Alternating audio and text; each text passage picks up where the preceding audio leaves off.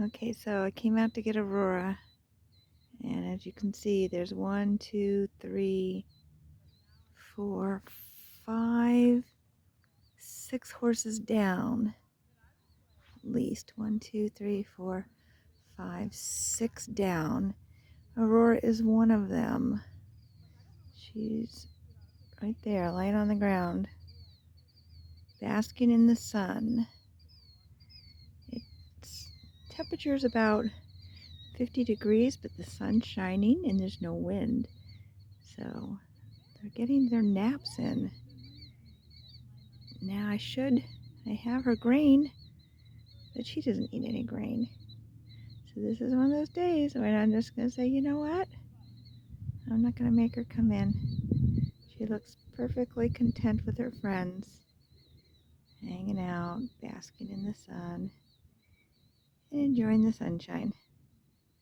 So instead we'll go play with Stella and see if she likes a little something. Oh, so let me tell you a story. So the other day, I was here at the barn, and I had, who did I have? I had Stella, and I was taking her for a walk, and we were over in the outdoor arena. And then all of a sudden, we looked over, and these horses started getting all crazy, and I heard something. First, I heard something. It sounded like running hoofbeats. And then I looked, and all the horses all over the place started going crazy.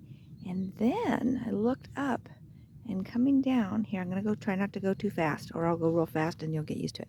So apparently the woman rode her horse up to the top of the hill there. It was a really windy day, and her horse dropped her somewhere up there, and then ran full speed all the way down the hill, all the way down, around the property, around the front of the property, down alongside the road, out towards the arena, back around. Oh my gosh, it was quite the thing. And I'm standing there with Stella, and all of a sudden I look, and this horse is coming like right at us for the most part. And I just like pointed like, no, don't come at us, go that way. And he went the way I pointed. And so that was good. But it's not like there was no reason for him to run us over. He had plenty of ways to deter or avoid us.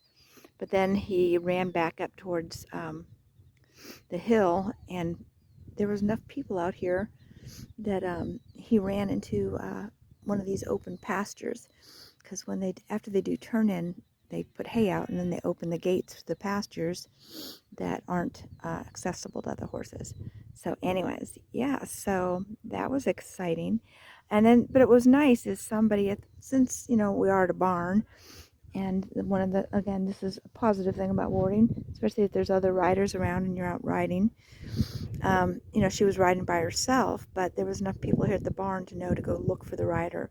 So someone hopped in their car and went and retrieved the rider, who seemed like she was okay, no worse for wear. From what I could tell, I didn't, try to not get involved unless they need me to get involved. So, yeah, so that was kind of an event. So, yeah, good times at the barn. But yeah, I think she's asleep, so I'm going to say she looks very happy, laying there in the sun, so I'm going to leave her be. I'll go annoy Stella instead. She's in a stall and could probably use a little attention. We walked Stella to the top of the hill, and here's some noise. Oh, it's the tanks. And Aurora's down there. So yeah, it is warm. I had to take a layer off. And yeah, so we walked up to the top of the hill, and we're letting Stella graze on some old, dried up grass that hopefully doesn't have many calories in it. It's not grain. She's having a good time with that. So yeah, I did demud most of her. I missed a couple spots though. So, but yeah, so we made it up to the top of the hill, and that's the rest of our day. So after here, where should we go?